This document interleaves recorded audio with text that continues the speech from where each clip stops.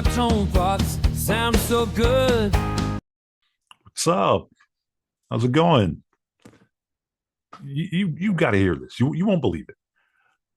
Tom has finally agreed to take a challenge. We wore Tom down, and he finally has agreed to take a challenge. Now, just in case you're getting in on this, I'm the guy who says 1959, 1960, 1958, these Les Pauls are not the greatest ever made. Tom's stance is the 1958, 59, 60 Les Paul is literally the greatest guitar ever made. They've never made a guitar that good ever since. Never made it that good. And he's put out some real kind of nebulous arguments as to why that is. I don't know if you remember this one right here. You remember this one? It's like standing there in a dirt ring full of pit bulls, and you throw in some Publix ground sirloin raw meat, and then you throw in some Wagyu, and you try to explain to the dogs why the Wagyu is better. That's his argument. That's his argument. So my argument was, hey, they're not the best guitar. These supposed golden era Les Pauls, not the best guitars ever made. And Tom starts talking about pit bulls in dirt rings, Publix hamburger, Wagyu. I don't know. So Tom finally gets focused, people. Finally gets focused. After being unreasonable, after being deranged, after being disillusioned, after being absolutely insane, Tom has finally got focused, and he said he's willing to be challenged on his viewpoint. So, Tom, here I am to challenge you on the lies and myths of the Golden Era Les Paul. Okay, Tom. Now, if you watched the last video where I changed Tom's Wikipedia page to more reflect reality, he had said, he's a grown man is in there changing the Wikipedia page, and how could a grown man do such things? And Tom, a grown man, has told me I can't play guitar. So he's sitting here telling, you got on a Wikipedia page, but you're a grown man. Well, Tom, you're a grown man, and you're telling other musicians they can't play. You're telling other guitar players, you can't play guitar. You can't even play. You're not even good. And the funny part about that is I'm a songwriter. I write my songs. I've written all my own songs. I'm a singer. I sing my songs. Some people like my voice. Some people love it. Some people don't like it. That's okay. Tom can't sing a note. Tom cannot sing a note. Okay? Tom has never written a song. If he's written a song, it ain't that many. Supposedly on his Wikipedia page, which I didn't correct, it said he had 3 CDs out.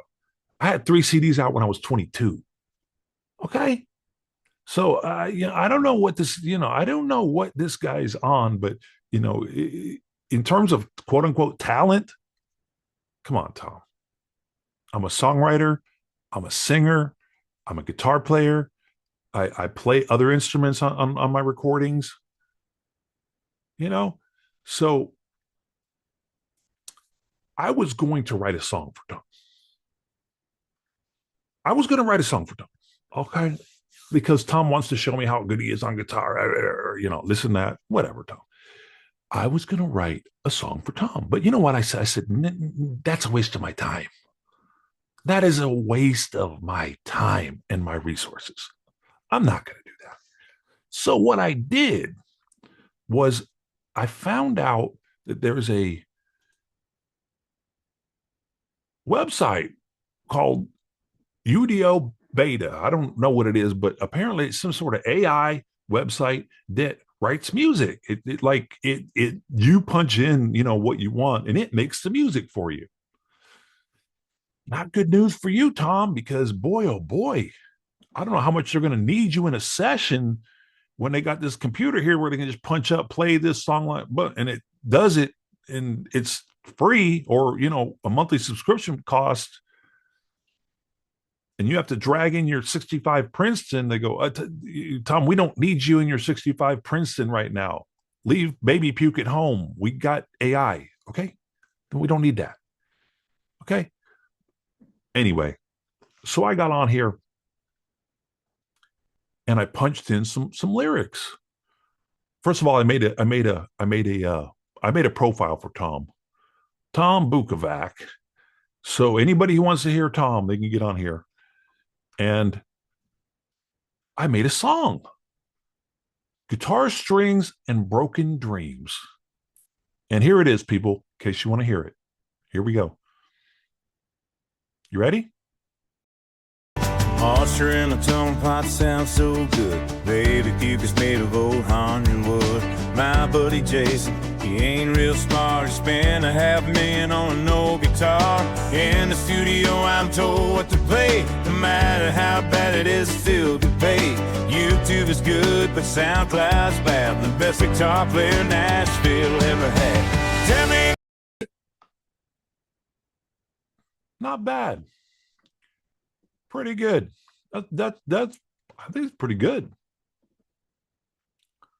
So if you'll notice here a line in this song, baby puke is made of old Honduran wood.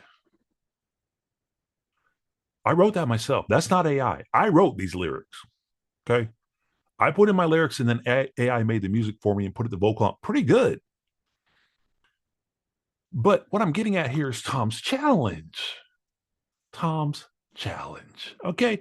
And Tom's challenge was, wait, I'll just let Tom explain. Come on, Tom, let's get on here and explain to us your challenge. Here you go. Understand that. That's just the way life works. And that's how it should work.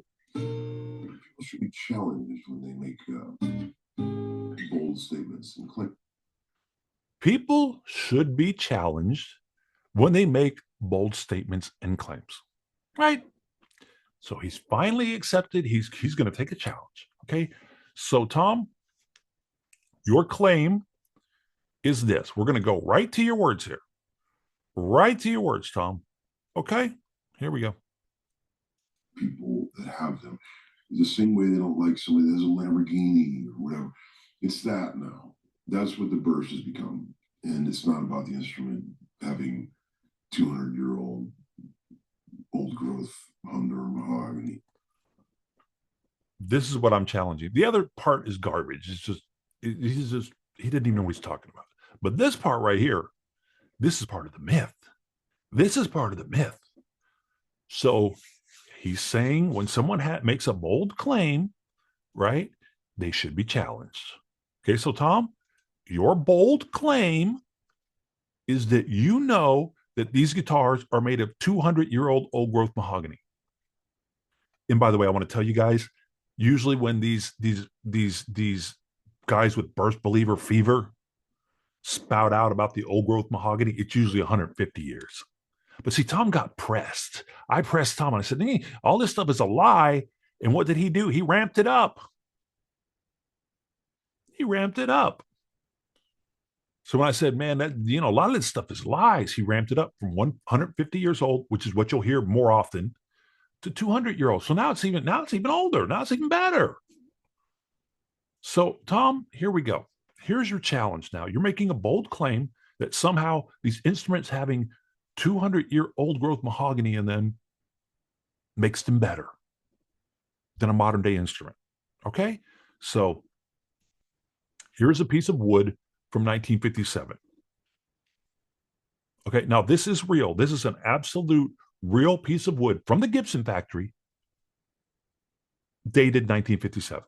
Okay, if you want to watch the video, he goes through all the stats. He goes through all where he got it, and he goes through everything. And this is real. This is an absolute guaranteed. It's from a worker at the factory, brought this home. Now, this guy's purchased it years and years later. This is the wood they use in those guitars. See that LP? Gibson LP? See that, Tom? Okay. Now, I'm challenging you, Tom. Get down to earth here. Get with me. Leave the pit bulls and the Wagyu behind. Okay, Tom? Leave the pit bulls. In a dirt ring full of pit bulls, and you throw in some Publix ground sirloin raw meat, and then you throw in some Wagyu. Okay. You try to explain to the dogs why the Wagyu is better. Oh. Okay, Tom. Well, listen. Right here. Here's a piece of wood from 1957, Tom. Okay. This is old growth, 200-year-old mahogany. Now, I want you to tell me how old this wood is from looking at it. Okay, Tom, because you know that every guitar is made out of a certain year-old wood, right? So I want you to tell me how old this wood is, how old the tree it was when it was cut down, because we know since it's labeled 57, 67, 77, 87, 90, it's 60 years old, right? We know that. We know it's at least 60 years old, but I want you to tell me how old the tree it was, how old the tree was this is cut down from. So this is your challenge, Tom, to determine how old the tree was that this wood came from. So was the tree 150 years old? Was the tree 120 years old? Was the tree 90 years old? Was the tree 130 years old? Was it 200 years old? Tell me how old the tree was that this wood was cut from. Okay? And in my next video, I'm going to go over all all of the mahogany old growth lies. They're lies. Okay, they're lies. They're distortions. They're untruths. When you have burst believer fever, like Tom, you're going to forward the dumbest things possible. You can't think straight. You can't think straight. By the way, I made more than one song on UDO. This one's called Nashville's Finest. Same lyrics. Baby puke is made of old Honduran wood. Same lyrics, but just a different kind of take on the country side. Here you go. Check this out. Moisture in my tone pots sound so good. Baby puke is made of old Honduran wood. My buddy Jason ain't real smart. He spent a half day on an old guitar. In the studio, I'm told what to play. No matter how bad it is, I still get paid. YouTube is good, but SoundCloud is bad. I'm the best guitar player Nashville ever had. Pretty good. Pretty good, Tom. So here's where we're at now, Tom. We're going to get you. Here's your challenge, Tom. Here's your challenge. Tell me how old the tree was this wood is cut from. Okay. Now, if you can't do that, which it's going to be difficult, but if I'm rooting for you, Tom. Let me put it. I'm on your side, Tom. I'm a homeschooler. I'm rooting for you, buddy. I'm hoping that you can come forth for all these guys who claim that this old growth Honduran mahogany is so much better than the mahogany used today. So you can tell me how old growth this is, if it's 150 years old, if it's 200 years old, if it's 80, I don't know. You tell me, Tom. You tell me. That's the challenge. Now, in his latest video, Tom has forwarded that people don't know how to mic amps. Tom is talking about, oh, well, let me tell you about, I'm going to have my friend tell you about how to mic amps. Tom, listen. When I was in my early 20s, I wrote a book. Way pre-internet. Internet wasn't even around. I wrote a book with a friend of mine, a singer. It was called The Science of Mic Placement. So while you were wanking off, trying to figure out how to play Back in Black by AC/DC, I was writing books, dude. Okay? I wrote a book called The Science of Mic Placement with my singer. Both of us. We collaborated on the book. Okay? the science of mic placement. It was about where you put a mic on a speaker, where you put it on a drum set, how far you, everything. We had everything in that book. Okay. So you don't need to lecture me on where to place a mic. I mean, and just how arrogant do you have to be? How delusional do you have to be, Tom? How absolutely insane do you have to be to believe that someone doesn't know how to mic an amp? Here, listen. And then I'll be something else, Maybe I'll start learning some jazz or something. God, no, Tom, don't learn jazz. Please don't learn jazz. So anyway, near the end of this, he has this guy tell you how to mic an amp. So we're going to go into this of Tom thinking we're morons and having this guy explain to us how to mic an amp. Okay, go ahead. Tom, I want to thank you for having me on your show to explain to your homeschoolers how to make a speaker.